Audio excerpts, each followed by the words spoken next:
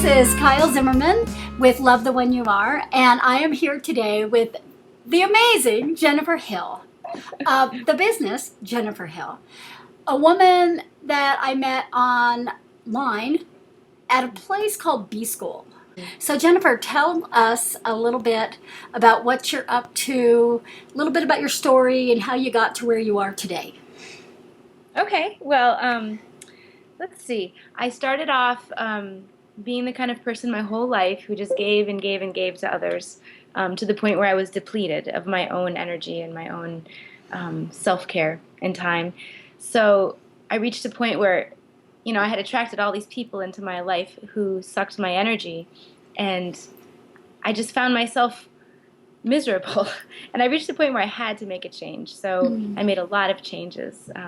It all sort of came to a head when I was um, in the kitchen mopping the floor, humming a little tune as if my life were all, hunky-dory. And something happened, and the bubble that had been protecting me sort of popped. And I was like, wait a second, this is not my life that I wanted. This is not what I want for myself.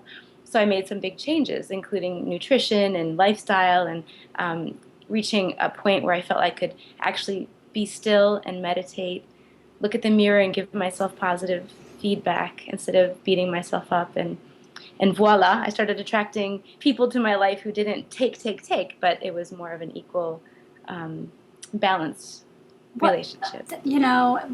Do you remember or do you know, like, what was one of those breaking points that made you just go, I'm done?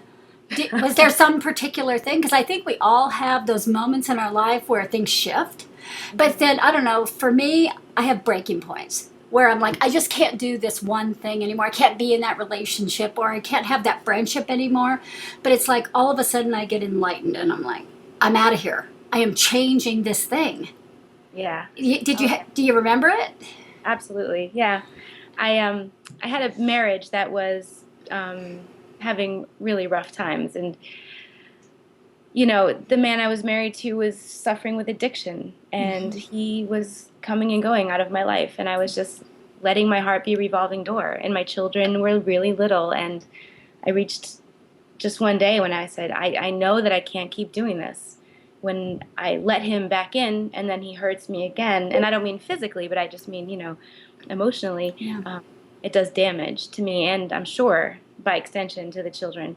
So I found myself completely miserable, living my life in panic that he wouldn't come home, that I would end up broke and, living on, I don't know, not on the streets because I have family that would help me, but, I didn't like to live in fear anymore. And Yeah. I knew that I didn't have any more second, third, fourth, fifth chances in me. And it was just sort of the last straw. One more time he didn't come home, and I feel for him as I do for people who struggle with addiction and similar issues, but I couldn't fix him. I knew I couldn't fix him, and I couldn't live my life the way I wanted to, staying tied to him. So that was when it happened. So what kind of things were you able to hold on to, or what kind of tools did you start to find that helped you have the courage to step into yourself? Well, it's a really emotional thing to talk about, so if I get emotional, I apologize in advance. But It's all good. Yeah. I grew up as a gymnast and a dancer, and so I had lost that side of myself completely during this really terrible time. And I made it a priority to find a dance class that I could go to, and so I went once a week, and I just begged, borrowed, and stealed to get people to watch my kids, and my parents, paid for a babysitter so I could do it for a while. And I met this wonderful group of women, and we all danced once a week together. And through the last few years, we've all been through so many life changes, and I always am so touched, that they helped me through what I was going through, getting a divorce, and feeling like I wasn't going to be able to do it, and just bursting into tears in the middle of nowhere. And they were always there for me. And subsequently, every one of us have had a life-changing event, and we've all been there for each other. That is so cool. That movement and that just beauty of moving your body to music and being around people that you trust once a week for a couple hours, it was so healing for me. And that was really the first of many steps.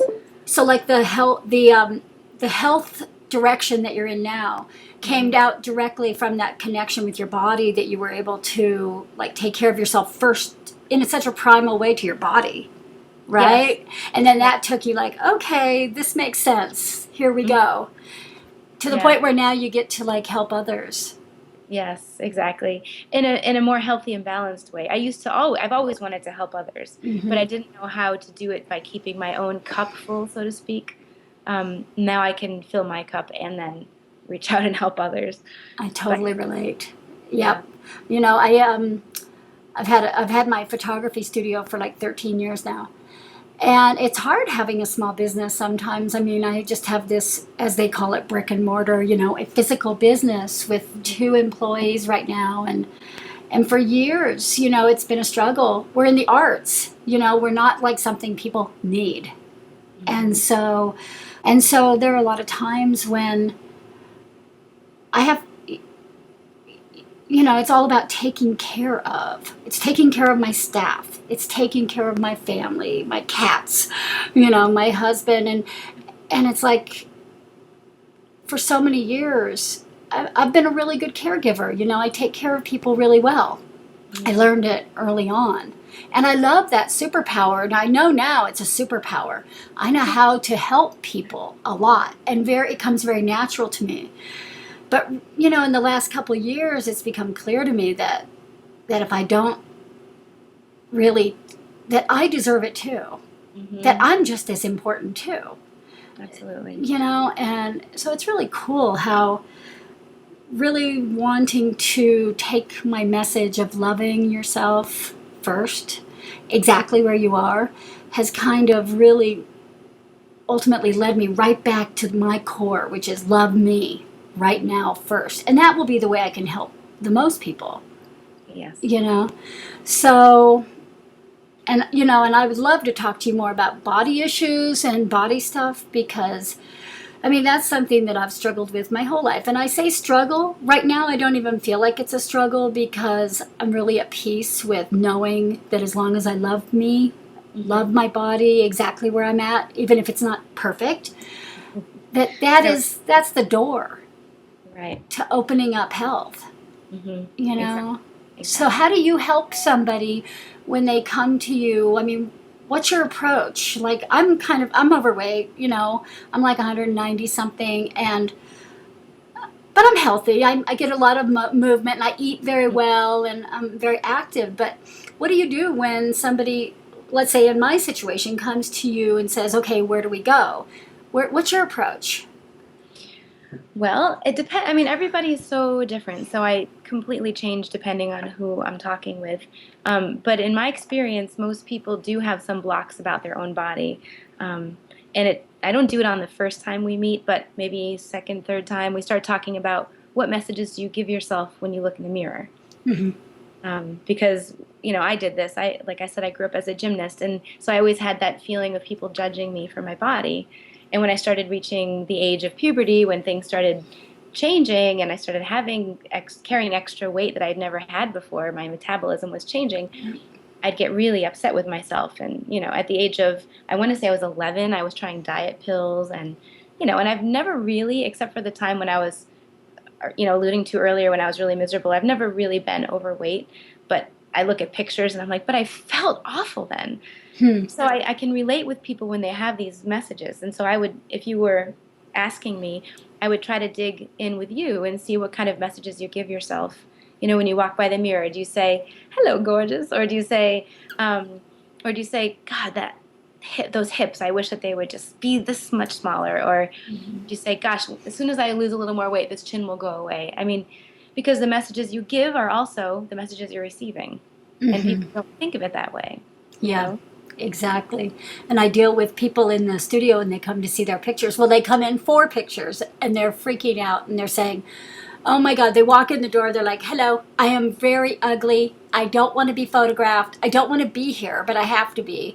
Yeah. And I don't want to look at the pictures. I don't want to do this. And so I kind of like handhold them through that whole process. I kind of have to hypnotize them to get through being photographed. And then I have to gently kind of love them through seeing these pictures and somehow finding ways to see themselves as beautiful. So I guess for me, I feel like I've really healed myself a lot around like seeing images of myself or seeing myself. I don't have a lot of that, oh, you're unattractive, you're ugly, because I'm kind of like loving who I'm becoming. I'm kind of like all about age and wrinkles and who I am. But I deal with it all the time with other people, who are really, really self-critical. I call it the inner bully. Oh, yeah, yeah. We have this inner bully who's much meaner we're so mean to ourselves, Right. Yeah. So and how do you help people get past that? well, a lot of things. I mean, I kind of just talk to them a lot about how important it is, like a woman often will sit there and she might have a teenage daughter and she's looking at pictures of herself, for example, the other day, and she goes, oh, I really don't want to have any of those pictures of myself in the family picture at all. I just want my daughter in the picture. And I'm like, really? You want, because what you are and how you act is what you'll teach your children. Right. So you're teaching your child that as she gets older, she's not worth something. That as she gets older, she's not beautiful and not even supposed to be part of the family. And so I say, is that really the message that you want on your walls in your home? That when you get older, you're not visible, you're not worth looking at. And so I talk like that, I do it with love, but I do it with a little bit of tough love. Like, you're creating these children. And you're creating your own reality every day. I mean, the media and women sit around in coffee shops with each other and take pride in bullying each other about how good they're doing at not eating and not this and dieting down and getting rid of their wrinkles and, becoming some idealized thing instead of like accepting each other and saying, you're so beautiful the way you are. Yes. So I just try and give them lots of that. Mm-hmm. You're beautiful exactly how you are. Mm-hmm. And that doesn't mean that you can't lose weight or use moisturizer or whatever. But, it starts with self-love. You know what happens when people have big blocks like that? They have issues with a certain part of their body, and every time they look in the mirror, they're giving that part of their body so much energy that part of their body may never change. Right. But if they let go of it, it sort of reminds me of when people try so hard to have a baby, and they try and try for years to get pregnant, and then they say, phew, they give up, and then within a month, they're pregnant. Exactly. Yeah. All the time. So when you're giving all this negative energy to your body because you hate it or you feel like it needs to be different, if you just let go of it and say, hey, this is my body, and then you start thinking of it as a place to respect that you're going to live for the rest of your life, you're going to live in this vessel, you start respecting it and taking care of it, those problems take care of themselves. Yeah, totally. Are you familiar with Louise Hay? Yeah. Yeah, so, she has that book, You Can Heal Your Life, I think it's called. And I remember I listened to that once, and she had done this meditation, like touch your body and give it love, and say, I love you, arms. And so I don't know, back then when I listened to that, even though it's kind of woo-woo or whatever, I remember getting in the bathtub and really consciously spending that hour, like touching my body and saying, I love you hands, I love you legs. I mean, and now I get a massage like every 2 weeks, and I have decided I have to. That's the one thing I do no matter what. But the meditation that I do is that when I go in that room, I let her become me. And as she touches me, I'm allowing that to be me, self-loving. It's really cool. So it's my little exercise in self-love. That's awesome. Talk about self-love. Yeah. So what are you, how are you helping people? Are you working online? Are you working in person? I'm doing a little both right now. Mm-hmm. I just recently left a full-time position as a teacher. I've been a Spanish teacher for 20 years. I'm actually going down to part-time for now, but so I've been doing this health coaching for a little over a year, but I'm starting to add things. So just today, I planned a weekend date in October for a retreat. It's like a whole holistic wellness, unplug your cell phone and reconnect with yourself. Lots of yoga, meditation, Reiki, dance, in here in Maine, in southern Maine. Fantastic. Yeah, so I'm really looking forward to getting that all set up and organized. Do you know where you'll be doing it? Like, Yeah, it's at the Pine Tree Institute in Elliott, Maine. cool. And will you be having other people help facilitate it with you, or are you doing it all? No. I know where my limits are, so I'm going to be organizing it, and I'll be doing nutritional coaching with people as they wish. But I also have friends who will be coming and doing massage and Reiki and some. Um, excuse me a second. Okay, Charlie, I'll be off in a minute. Yep, I'll be off in a minute. Bye bye. Sorry, that's my son. He's giving me sign language. I'm hungry. We're leaving that in. I love it. It's life, you know. It's what it is. I forget what I was saying. Oh, I have a friend who does activated candles. So she makes these candles, and then as she gets to know you, she, you know, through conversations or whatever you feel you need, she'll activate them with intentions and all kinds of energy. So when you light them, they help guide that way. It's really cool. She's made a couple for me.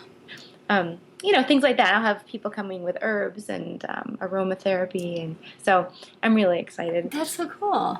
I love it. I want to create a retreat too, but I'm probably a year off because I've got so much to plan around it.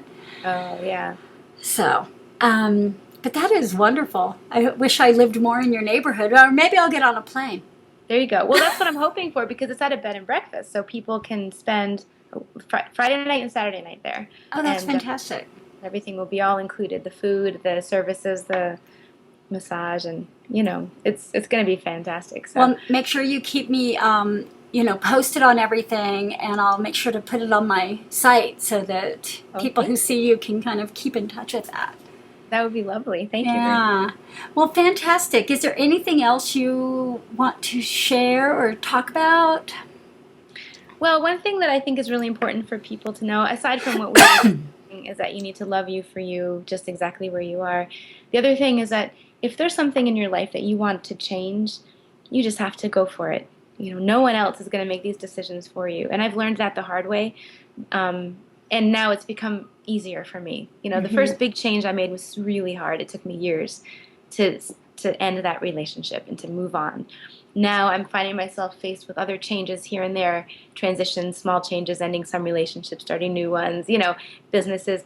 And those, every time it's a little easier to be in touch with what I want and what I need. So I would empower whoever's watching this, think of yourself as you're in charge. You're the boss of you.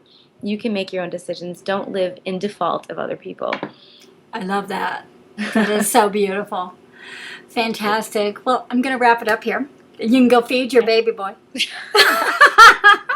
Yeah, I got to do that once in a while. Thank you so much, and let's stay in touch. I would love that. Thanks. And give us your website again. It's www.jenniferhill.me. Awesome. And mine is lovetheoneyouare.com. Love it. Fantastic. Right, much love. Same to you. Bye-bye. All right, take care. Bye-bye.